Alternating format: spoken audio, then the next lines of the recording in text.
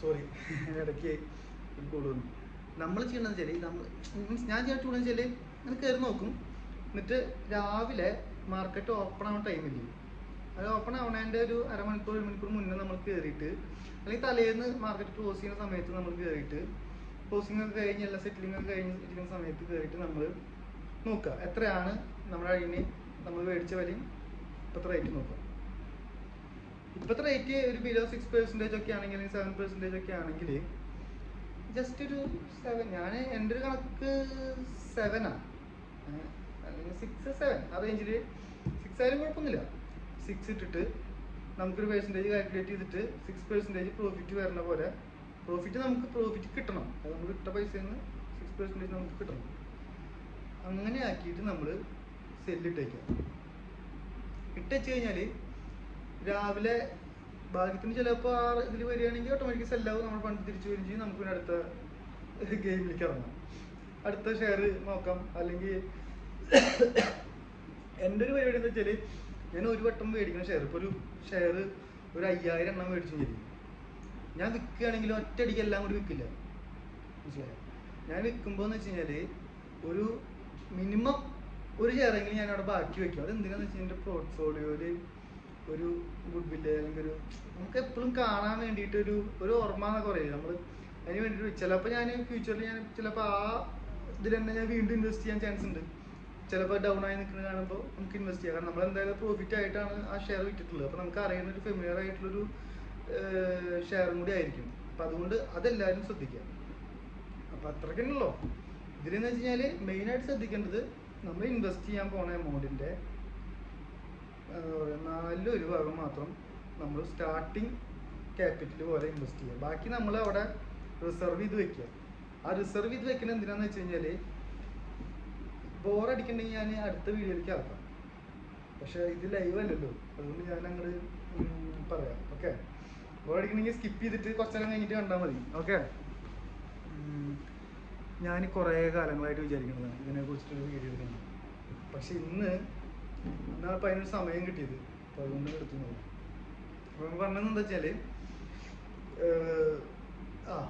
Main സംഭവം പറഞ്ഞില്ലല്ലോ, ഈ SIP ആയാലും ഷെയർ ആയാലും പിന്നെന്താ അങ്ങനെ മെയിൻ SIP ഷെയറും പിന്നെ റെക്കറിങ് ആണ് നമ്മൾ നന്നായിട്ട് വരും. പിന്നെ ഈ KSF ഒക്കെ കുറികളുണ്ട്, അതൊന്നും ആരും കയറി എടുക്കാൻ നിൽക്കരുത് എന്നാണ് എൻ്റെ ഒരു അഭിപ്രായം. കേരള ഗവൺമെൻറ് എനിക്ക് പണി കെട്ടാണ്ട് ഇരുന്നാൽ മതിയാണ്. കാരണം വെച്ചാൽ ഞാൻ നോക്കിയിട്ട് ഞാൻ ഓൾറെഡി 4-5 കുറിച്ച് ചേർന്നിരുന്നു, പ്രവാസി ചിട്ടി എന്ന് പറഞ്ഞൊരു ആപ്ലിക്കേഷൻ കുറിച്ച് ചെയ്തിരുന്നു.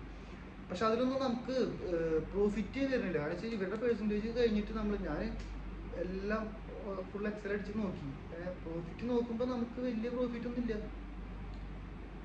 കാരണം ആദ്യത്തേത് ഇവരുടെ ഡിഡക്ഷൻ ഇതൊക്കെ കഴിഞ്ഞ് വരുമ്പോൾ വലിയ കാര്യമൊന്നുമില്ല. അതുകൊണ്ട് അതിൽ പിന്നെ വെച്ചാൽ മെയിൻ സംബന്ധിച്ച് അതിങ്ങനെ അടച്ചുകൊണ്ടിരിക്കുമ്പോൾ വിളിക്കാൻ പറ്റുന്ന ഒരു സംഭവമുള്ള കാരണം നമ്മൾ ഓട്ടോമാറ്റിക്കലി വിളിക്കും. ഈ വിളിച്ചിട്ട് നമ്മൾ ഡെപ്പോസിറ്റ് ഇടുമ്പോൾ എന്ന് വെച്ചാൽ നമ്മൾ വിചാരിച്ചു ഇതിങ്ങനെ ഡെപ്പോസിറ്റ് കിടക്കല്ലേ, ഇപ്പോൾ എടുത്തെന്ന് ചെയ്യാൻ കഴിയും. ഈ സംഭവം കുറി നമ്മൾ വിളിച്ചു കഴിഞ്ഞാൽ പിന്നെ അതിൻ്റെ പേരെന്താ, ലോൺ, മനസ്സിലായോ?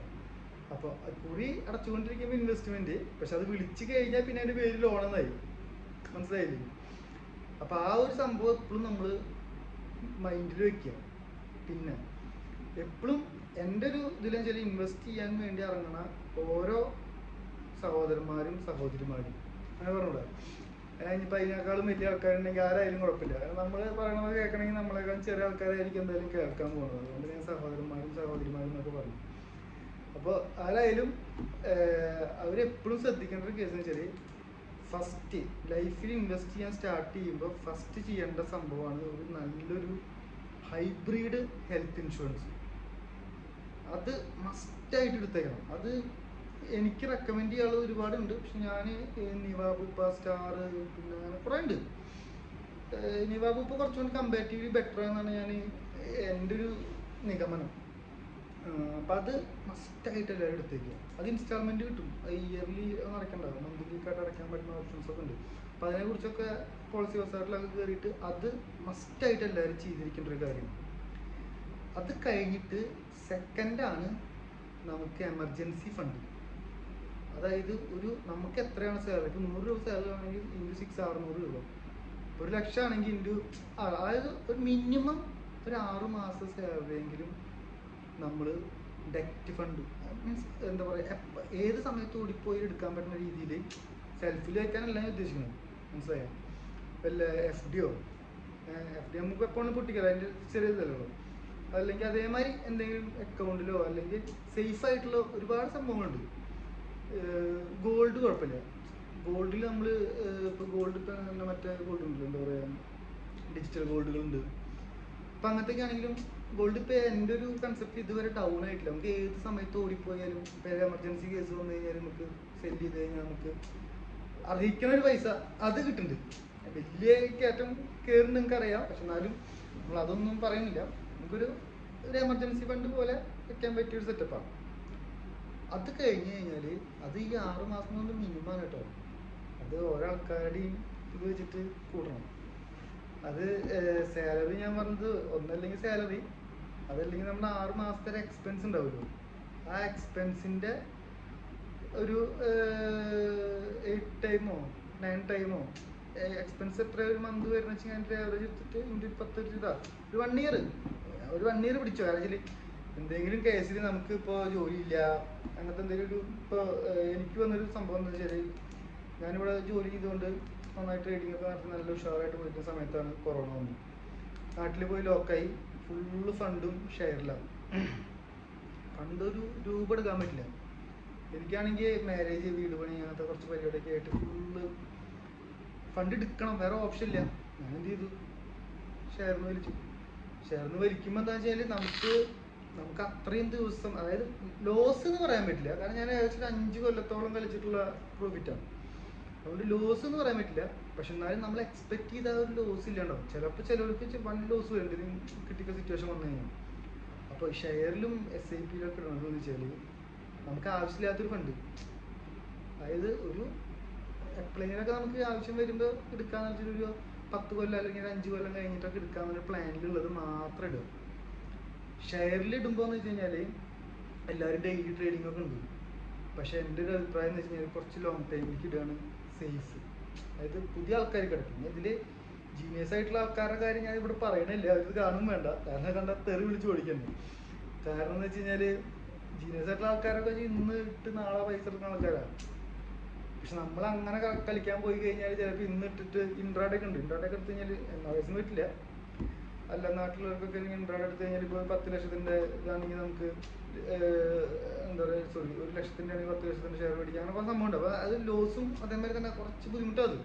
അതിനെക്കുറിച്ച് ഡീറ്റെയിൽ ആയിട്ടുള്ള വീഡിയോസ് ഒരുപാട് യൂട്യൂബിലുണ്ട്. ഞാനത് നിങ്ങൾക്ക് ഞാൻ പറഞ്ഞു കേൾക്കണം എന്ന് ആഗ്രഹിക്കെങ്കിലും ആഗ്രഹം ഉണ്ടെങ്കിൽ എന്താ പറയുക, ഇതിന് കമൻറ്റ് ഇട്ടാൽ മതി, ഞാൻ അടിച്ച് സെറ്റാക്കി പറഞ്ഞിട്ടുണ്ട്. ഓക്കെ, അപ്പോൾ അങ്ങനെയാണ് കാര്യങ്ങൾ.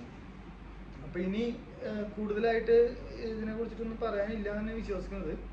ഇനി ഇപ്പോൾ എൻ്റെ ഫസ്റ്റത്തെ വീഡിയോ കാരണം ഞാൻ ശരിക്കും ഒന്നും പ്രിപ്പയർ ചെയ്തിട്ടില്ല. ഈ വായിൽ വന്നത് ഒരു പഴഞ്ചൊല്ലില്ലേ, വായിൽ വന്നത് എന്തോ കോതയ്ക്ക് പാട്ടോ അങ്ങനെന്തോ ഒരു ഇതുണ്ട്, പണ്ടത്തെ ആൾക്കാർ പറയുള്ളൂ.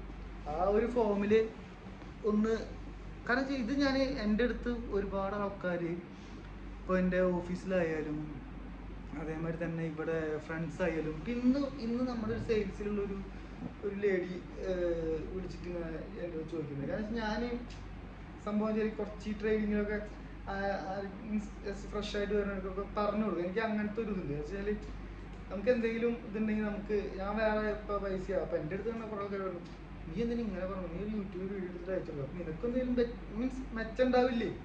നമ്മളും ബിസിനസ് മൈൻഡല്ലേ, പഠിച്ചിട്ടുള്ളത് ഈ കൊമേഴ്സും കാര്യങ്ങളൊക്കെ ആണല്ലോ. അപ്പോൾ ഓട്ടോമാറ്റിക്കലി ഇപ്പം ഞാനും അതിനെ കുറിച്ചിട്ട് ചിന്തിച്ചു. കാരണം വെച്ചാൽ നമുക്കിപ്പോൾ ഒരു യൂട്യൂബ് വീഡിയോ ഇട്ട് കഴിഞ്ഞാൽ അതെങ്ങനെ റീച്ചായി എല്ലാവരും കണ്ട് നമുക്ക് ഇതായി കഴിഞ്ഞാൽ നമുക്ക് അതിനനുസരിച്ച് വരുമാനമുണ്ട്, മനസ്സിലായോ? അപ്പോൾ വരുമാനം കിട്ടണ ഒരു വഴി നമ്മൾ ഇതിന് കളയണം. നമ്മളിപ്പോൾ ഒരാൾക്ക് പറഞ്ഞു കൊടുക്കുന്നത് നല്ല കാര്യമാണ്. അപ്പോൾ അത് ഡീറ്റെയിൽ ആയിട്ട് ഞാനിങ്ങനെ ഇരുന്ന് പറഞ്ഞു കൊടുക്കുന്നത്, ഇത് ഞാൻ ജസ്റ്റ് അയച്ചു കൊടുത്ത് ഇതാൾ കേൾക്കാൻ ഒരു മനസ്സുണ്ടായി കഴിഞ്ഞാൽ അത് നമുക്കൊരു വിജയമല്ലേ? അപ്പോൾ എത്ര ആൾക്കാർ നമ്മൾ പറയുന്നത് കേൾക്കുന്നുണ്ട് ഇത്രയും ക്ഷമയോടെ. ഇത് ഞാൻ എൻ്റെ ഫസ്റ്റത്തെ വീഡിയോ ആയ കാരണം തന്നെ ഞാൻ വലിച്ചു നീട്ടില്ല.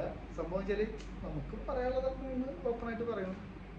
അപ്പോൾ അത് ഫസ്റ്റത്തെ വീഡിയോ ആയ കാരണം എത്ര ആൾക്കാർ അത് കാണുന്നുണ്ട്, എത്ര ആൾക്കാർ അത് എന്താ പറയുക അടിച്ച് കളഞ്ഞ് കാണുന്നുണ്ട്, എത്ര ആൾക്കാർ അത് ഉൾക്കൊള്ളുന്നുണ്ട്, എത്ര കമന്റ് വരുന്നുണ്ട്, എത്ര പൊങ്കാലിടുന്നുണ്ട്, അതൊക്കെ നമുക്ക് അറിയണ്ടേ. അപ്പൊ അടുത്ത വീഡിയോയില് വേറെ ലെവലായിരിക്കും കാര്യങ്ങൾ. കാരണം വെച്ചാൽ ഫുള്ള് ഡിജിറ്റലൈസ് ചെയ്യാൻ പോകുക. അതായത് സ്ക്രീനും കാര്യങ്ങളൊക്കെ നല്ല സെറ്റപ്പ് ചെയ്ത് എന്താ പറയുക ഭയങ്കര ഒരു പ്രൊഫഷണൽ ലുക്കാക്കാൻ ഞാനിങ്ങനെ ആഗ്രഹിക്കുന്നുണ്ട്. ഇതിപ്പോൾ ജസ്റ്റ് ഓഫീസിൽ നിന്ന് വന്ന ആ ഒരു ഇതിൽ ഇരുന്ന് നമ്മുടെ ഫ്രണ്ട് പറഞ്ഞപ്പോൾ ആൾക്ക് അയച്ചു കൊടുക്കാൻ വേണ്ടി ജസ്റ്റ് റഫായിട്ട് എടുത്തതാണ്. പക്ഷെ ഇത് മൊത്തം കേട്ട് കഴിഞ്ഞാൽ അയാൾ മിക്കവാറും എന്നെ ഫോൺ വിളിച്ച് തരുന്നു.